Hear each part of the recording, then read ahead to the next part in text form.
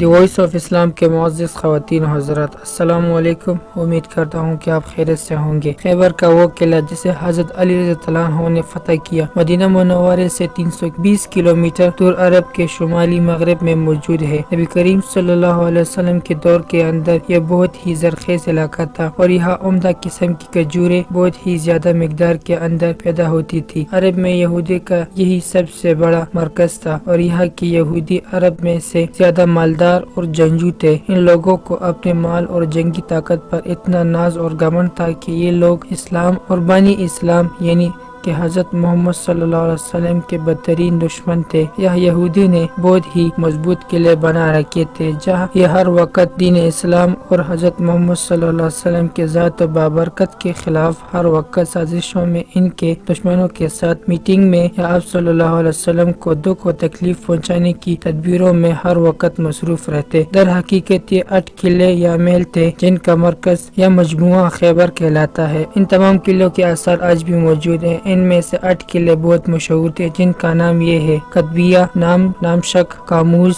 نتاتا، سام پسی اور سالم۔ جب حضور صلی اللہ علیہ وسلم کو یہ خبر ملی کہ خیبر کے یہودی قبیلہ غطفان کے ساتھ مل کر مدینہ پر حملہ کرنے کے لیے آ رہے ہیں تو ان کی اس چڑھائی کو روکنے کے لیے آپ صلی اللہ علیہ وسلم نے 1600 صحابی کے ساتھ مل کر ایک لشکر تیار کیا اور ممکنہ حملے سے پہلے ہی خیبر روانہ ہو گئے اور مدینہ منور پر حضرت صبا بن حردفہ رضی اللہ عنہ افسر مقرر فرمایا اور آپ نے 3 جنڈ تیار کروائے۔ ایک جنڈ حضرت خباب بن منظور رضی اللہ عنہ کو دے دیا اور ایک جنڈ کا علم بردار سعد بن عباد رضی اللہ عنہ کو دے دیا اور خاص علم حضرت علی رضی اللہ عنہ کے دست مبارک کے اندر عنایت فرمائے، جبکہ ازواج مطہرات میں سے آپ نے صرف حضرت ام سلمہ رضی اللہ عنہ کو ساتھ لیا۔ نبی کریم صلی اللہ علیہ وسلم رات کے وقت خیبر قلعے کی حدود میں اپنی فوج کے ساتھ داخل ہو گئے اور نماز فجر کے بعد شہر میں داخل ہوئے تو یہودیوں نے آپ کو دیکھ کر شور مچانا شروع کر دیا اور چلا اٹھے اور کہنے لگے کہ اللہ کی قسم مسلمانوں کا لشکر آ گیا ہے اور محمد صلی اللہ علیہ وسلم بھی ساتھ ہے۔ اس وقت حضور اکرم صلی اللہ علیہ وسلم نے فرمایا کہ خیبر برباد ہو گیا۔ بلا شبہ ہم مسلمان جب اتر پڑتے ہیں تو کفار کی صبح بہت بری ہو جاتی ہے۔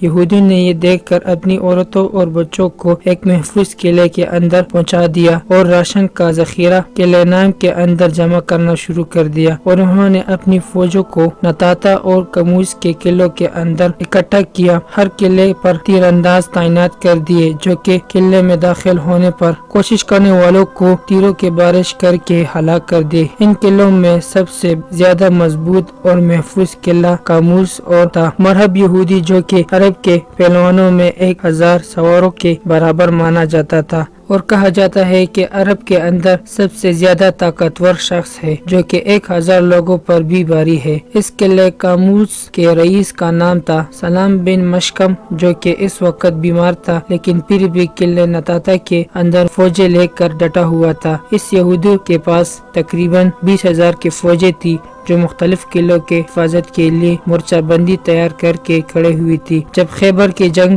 کا آغاز ہوا تو سب سے پہلے قلعہ نام پر معرکہ ہوا اور جم کر لڑائی ہوئی۔ حضرت محمود بن مسلمہ رضی اللہ عنہ نے بڑی بہادری اور جانثاری کے ساتھ یہ جنگ کی لیکن سخت گرمی اور لوہے کی وجہ سے ان پر شدید پیاس کا غلبہ ہو گیا اور وہ قلعہ نام کی دیوار کے نیچے سو گئے۔ کنانہ بن ابی بالحقیق یہودی نے ان کو دیکھ لیا اور چھت سے ایک بڑا پتھر ان کے اوپر گرا دیا جس سے ان کا سر کچل گیا اور وہ صحابی شہید ہو گئے۔ اس قلعے کو فتح کرنے کے اندر 20 مسلمان زخمی ہو گئے لیکن یہ قلعہ فتح ہو گیا۔ قلعہ نام کے بعد دوسرے قلعے پر بھی بآسانی اور بہت جلدی فتوحات کا سلسلہ شروع ہوا جس کے اندر 50 مجاہدین زخمی ہوئے اور 1 شہید ہو گئے، لیکن ان تمام قلعوں کے اندر سب سے محفوظ اور مضبوط قلعہ کاموس تھا اور یہ سب سے زیادہ مضبوط بھی تھا، اس لیے یہودی کی سب سے زیادہ فوجیں یہی پر موجود تھی اور ان کا سب سے بڑا بہادر مرحب جو کہ اس قلعے کی حفاظت کے لیے اس کے اندر ہی موجود تھا۔ مسلمانوں کو اس قلعے کو فتح کرنے کے اندر بہت زیادہ دشواری ہوئی اور کئی روز گزرنے کے باوجود بھی یہ مہم سر نہ ہو سکی۔ پہلے دن حضرت ابوبکر صدیق رضی اللہ عنہ کی کمان کے اندر اسلامی فوجوں کو اس قلعے پر चढ़ाई के लिए भेजा गया, जबकि दूसरे दिन हजरत उमर रज़ियल्लाहु अन्हु ने जबरदस्त हमला किया, लेकिन फिर भी किला फतह न हो सका। जिसके बाद नबी करीम सल्लल्लाहु अलैहि वसल्लम ने तमाम सहाबा करम रज़ियल्लाहु अन्हु को जमा करके ऐलान फरमाया कि कल जो शख्स को मैं झंडा दूंगा वो फतह खैबर होगा, यानी खैबर अल्लाह और अल्लाह के रसूल से मोहब्बत करता है और अल्लाह का रसूल भी इससे मोहब्बत करते हैं। वो शिकस्त खाने वाला और भागने वाला हर किस नहीं है। खुदा इसके दोनों हाथों से बहुत जल्दी खैबर के फतह मुसलमानों को अता फरमाएगा। ये बशारत सुनकर तमाम सहाबा कराम ख्वाहिश करने लगे कि ये काश ये सादत इनमें से किसी एक को नसीब हो जाए। हजरत अली रज़ियल्लाहु अन्हु वजह को तलब किया तो सहाबा रज़ियल्लाहु अन्हु ने बताया कि इनके आंखों के अंदर शदीद तकलीफ है कि रसूल सल्लल्लाहु अलैहि वसल्लम ने इन्हें तलब फरमाया, और जब वो तशरीफ लेकर आए तो आपने अपना लाबिदीन इनके आंखों पर लगाया, जिसके बाद पूरी जिंदगी हजरत अली रज़ियल्लाहु अन्हु को कभी भी आंखों के अंदर तकलीफ न हुई। और ये झंडा आप सल्लल्लाहु अलैहि वसल्लम ने हजरत अली रज़ियल्लाहु अन्हु को दस्ते मुबारक में तमा दिया, और अली रज़ियल्लाहु अन्हु ने किले कमूस के पास पहुंचकर यहूदियों को सबसे पहले इस्लाम की दावत दी, लेकिन उन्होंने इस दावत का जवाब हमला करके ईंट और पत्थर के वार से दिया। जिसके बाद किले कारीस मरहब खुद मैदान के अंदर उतरा और बड़े गुरूर और तकब्बुर के साथ कहने लगा कि खैबर खूब जानता है कि मैं मरहूब हूँ, कोई है जो मेरे मुकाबले का हो, जो मुझे बचड़ सके। हज़रत अली रज़ियल्लाहु अन्हु ने इसके मुकाबले में जवाब दिया कि मैं वो हूँ, मेरे माँ ने मेरा नाम हैदर रखा है। जिसके बाद लड़ाई का आगाज हुआ और पहला वार मरहब ने किया। इसके बाद हज़रत अली रज़ियल्लाहु अन्हु ने आगे बढ़कर ऐसा वार किया और इसके सर पर ऐसी तलवार मारी कि ये एक ही ज़रब से इसकी टोपी कटी और इसका सर कटा और अब की तलवार इसके दांतों तक पहुंच गई। मरहब जमीन पर गिरा और ढेर हो गया। इसकी लाश को तड़पता देखकर इसकी तमाम फौजें अल्लाह के शेर पर टूट पड़े। हज़रत अली रज़ियल्लाहु अन्हु की तलवार ने इस तरह से यहूदियों की सफों के अंदर घुसकर इनका मुकाबला किया। इस लड़ाई के अंदर इनकी बड़े बड़े सरदार मारे गए। हज़रत अली रज़ियल्लाहु अन्हु ने इस किले का दरवाजा जैसे 20 आदमी खोला करते थे, इसे खुद अकेले ही एक हाथ से उखाड़ लिया और इसे किले के दरवाजे के सामने वाली खंदक पर रख दिया ताकि मुसलमानों की फौजों समेत घोड़े सवार भी इस किले के अंदर दाखिल हो सके। और इस फतह को हासिल करते हुए 93 यहूदी हलाक हो गए। इस तरह से किला खैबर हज़रत अली रज़ियल्लाहु अन्हु के हाथ फतह हो गया, जहां आज भी इस किले के निशान और आसार भी बाकी है। मुसलमानों को शानदार फतह नसीब हुई।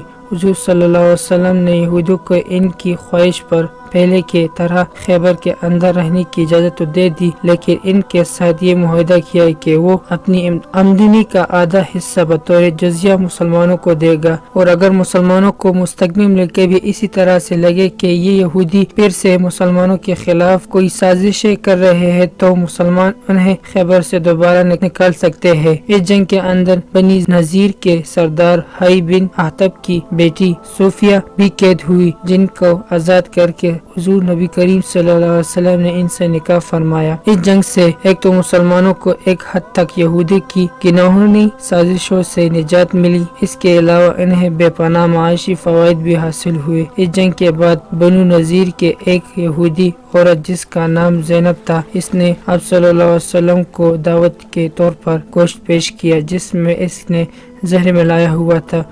हुजूर सल्लल्लाहु अलैहि वसल्लम ने इसे महसूस होने पर थूक दिया, लेकिन आपके एक सहाबी हजरत बशर बिन बुरा जो आप सल्लल्लाहु अलैहि वसल्लम के साथ खाने में शरीक थे, ये जहर की वजह से शहीद हो गए। आप सल्लल्लाहु अलैहि वसल्लम ने हस्ब आदत अपना बदला तो नहीं लिया, लेकिन हजरत बशर रज़ियल्लाहु अन्हु की मौत के बदले में इस औरत को कत्ल कर दिया गया। एक सहाबी के रिवायत के मुताबिक बशर वफात पर हुजूर सल्लल्लाहु अलैहि वसल्लम ने फरमाया था कि इनकी बीमारी इस जहर का असर है जो कि खैबर में इनको दिया गया। मुसलमानों को इस जंग से भारी तादाद के अंदर जंगी हथियार मिले, जिनसे मुसलमानों की ताकत और बढ़ गई और फतूहात का सिलसिला फैलता गया। तो दोस्तों, हम भी उम्मीद करते हैं कि आपको हमारे आज की वीडियो पसंद आ गई होगी।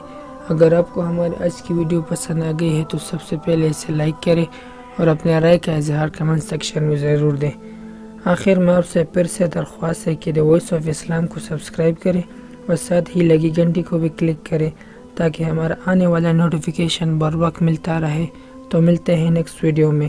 खुदा हाफिज़।